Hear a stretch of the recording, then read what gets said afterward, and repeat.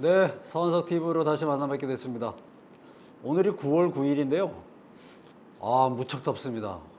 여전히 여름이 물러가지 않고 기승을 부리네요, 무더위가. 이런 무더위, 지금 32도, 오늘 지금 한낮 더위가 그렇게 되는데, 옛날에는 이제 32도 정도 되면은 불쾌지수도 높고, 저녁에 열대야 현상이 지속되는 그런 한여름인데, 그런 현상이 지금 9월 9일인데도 지속되고 있습니다. 이게 한여름도 아닌데 이렇게 더운 상황이 왜 이렇게 되는지 참. 제가 안산대에서 ESG 경영학과니까 ESG 경영에 대해서 가르치고 있는데, 이 한낮 무더위가 9월달 거의 중순이 돼 가는데도 지금 이렇게 더운 이유, 그냥 기후위기 때문에 그렇다, 이제 이런 얘기는 다 일반적인 상식이잖아요. 우리나라의 경우에도 우리나라가 2000년 이후부터 온실가스 배출 속도가 세계 1위 국가입니다, 우리나라가. 그러니까 이제 산업화가 급격하게 진행되면서 온실가스를 배출하는데 증가 속도가 세계 1위인 국가라서 더더군다나 좀 우리가 좀 알고 있어야 되는 상황이죠. 기후위기에 탄소 배출량, 온실가스 배출량이 증가 속도가 세계 1위라고 하는 것이고, 이제 전체 온실가스 탄소 배출량을 따지면은 우리나라가 세계 한 10위권 국가거든요. 제일 많이 배출하는 나라는 이제 중국, 그 다음에 일본, 미국, 그 다음에 일본, 이렇게 이제 나가고 있죠. 그러니까 온실가스 배출을 많이 하는 국가의 10위에 해당되지만 증가량은 세계에서 제일 높다.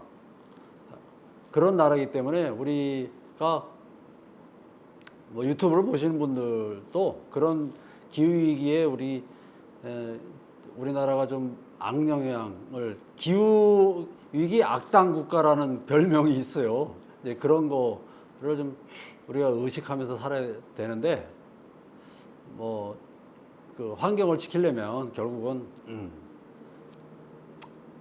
주변에서 이제 일회용품도 줄이고, 그다음에 쓰레기도 배출도 줄이고, 가급적이면은 플라스틱 같은 거 사용도 줄이고 하는 그런 노력들을 우리가 스스로 해야 되고, 또 재활용품을 수거도 좀 잘하고, 이런 개인적인 노력, 그다음에 이제 국가의 환경 정책, 그런 부분에서도 또 우리나라의 온실가스 배출량 줄이기라든가, 재생에너지 사용이라든가, 여러 가지 이제 ESG 경영에 필요한 그런 정책을 이제 집행해 나가야 될 거라고 보여집니다. 근데 ESG 경영, 그런 환경, 기후위기 이런 거를 줄여나가는 정부의 역할도 굉장히 중요한데, 가장 중요하죠, 정부 역할이. 그런 부분이 과연 지금 환경부나 윤석열 정권에서 과연 기대할 수 있는지, 그런 의구심이 좀 들어요. 아리백도 아리백, 그러니까 지금 당장 서구 유럽에 수출하는 국가의 경우에 아리백, 그러니까 재생에너지로 제품을 만들지 않으면 지금 계약이 이루어지지가 않지 않습니까? 이런 부분에 대한 정부의 대응이 신속하고 원활하게 되고 있는지, 우리나라가 수출을 해야 되는, 먹고 사는 나라인데 하여튼 그런 부분들이 제대로 되고 있는지 참 약간 지금은 이제 미덥지가 않죠, 윤석열 정부에 대해서는. 여하간 지금 하도 무더워서 조금 온실가스에 대한 얘기를 좀 해봤고요. 오늘 말씀드리는 단식에 대한 얘기를 하려고 합니다. 단식. 그러니까 주요 주제가 단식입니다, 오늘은.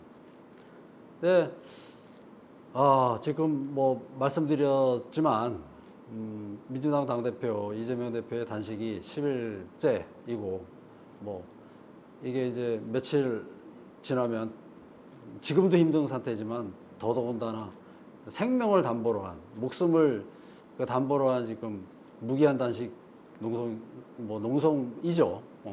투쟁이고, 윤석열 정부의 330여 차례의 압수수색, 압색, 그 다음에 죄목을 다룬 뭐 기소건도 대여섯 건 되는 것 같고, 그다음에 뭐 오늘도 또 그 검찰청에 출두를 했는데, 하여튼 그런 전방위적인 그 탄압, 그다음에 정적 제거 이런 거가 있어 왔고, 또 이재명 대표 본인뿐만이 아니라 그 주변인들도 거의 그 수사단상에 올라서 괴롭힘을 당하고 있는 그런 상황에서 과연 이재명 대표의 선택이 무엇이었을까?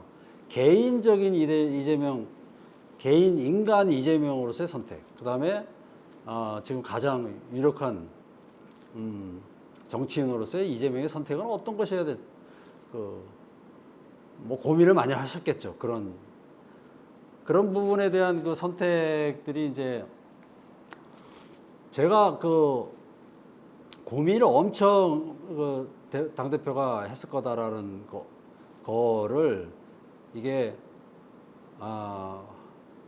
이렇게 좀 빗대어 보려고 그래요. 옛날에 우리 최수훈 선생이, 그러니까 수훈 최재우 선생이 그 용담유사를 쓰셨잖아요.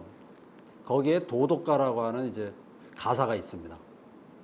근데 거기에 표현을 빌자면은 중국의 요순 시대에도 도척이라는 그 큰 도적이 있었다. 그래서 그런 음해와 뭐 탄압을 그러니까 요순 시대에도 그런 큰 도적이 있을 만큼 뭐 그런 악인지설이 있고, 그 다음에 공자 시대에도 환태라고 하는, 그야말로 성이 있는 공자를 죽이려고 했던 그런 폭력적인 사람이 있었다. 그러니까 악인들이 항상 존재하고 또 악행이 존재한다. 수훈 최재우 선생께서 이제 그런 말씀을 도덕가에서 했거든요. 용담유사. 예. 그런 거를 보면 현재의 이재명 당대표의 단식을 두고, 물론 지지하는 국민도 많이 있지만 그 단식을 뭐 조롱하고 웃음거리를 만들고 비아냥거리고 이런 사람들이 있단 말이죠. 옛날에 그 4.16 유족들의 단식 옆에서 음식을 먹었던 사람이 있죠. 그러니까 이런 행위를 하는 사람들이 요새도 이제 극우 세력들 중에서 많이 보인단 말입니다. 그런 극우 세력들이 지금 있는 걸 보면 이 사람들이 인간인가? 저는 이제 이 사람들을 거의 뭐 인간 말종이다. 인간 말종이 이제 그런 사람들이다라고 밖에 이제 볼 수밖에 없는 거죠. 그런 사람들이 인간 말종인데,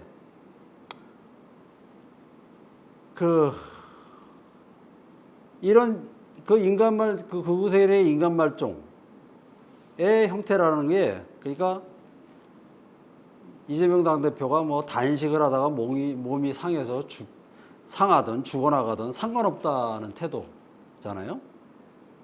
그러니까 옛날 요순 시대에서도 도척이라는 건 사실 상징적인 인물입니다. 사실 도척이라는 큰 도둑은 춘추 시대에 있었던 사람인데, 어차피 이제 그 상징적인 사람이라서 뭐 요순 시대에도 있었다 뭐 이런 식으로 이제 상징화 시키는 것이고, 그렇긴 하지만 이런 인간 말종들이 지금 아직 극우 세력에 포진돼 있어가지고 이제 이재명 당대표의 단식에 대해서 그렇게 조롱하고 하는 그런 태도를 보이는 거는 어차피 어쩔 수 없는 현상이다. 뭐 어쩔 수 없이 생기는 현상이고, 그 악행이 이 사회에서 없을 수 없는 그런 어쩔 수 없는 상황이긴 하지만, 단식 자체의 의미는 그렇다는 거죠. 그러니까 이런 말종들의 행패를 막아내고 분쇄하는 그런 어떤 단호한 행위라고 하는 거죠. 이제는 이재명 대표의 목숨을 건 단식을 신호탄으로 해가지고 인간 말종들의 무례한 도발에 대항할 수밖에 없다. 대항해 나가야 된다. 라고 하는 겁니다. 그런데 이제 이재명의 대표의 단식이 어떤 요청하는 그 바라는 그런 그 국민 항쟁의 불길이 어떻게 타오를지는 아직은 미지수인 거죠. 인간 말종들에게는 이제 몽둥이가 약이지만 그 몽둥이를 국민적 에너지를 통해서 어떻게 들을 것인지 아직은 모르는 상태라고 보여집니다. 다만 이에 이제 그런 상태, 그런 상황이 도래할지 모르므로 이에 대한 준비를 만반의 준비를 해야 된다라고 봅니다.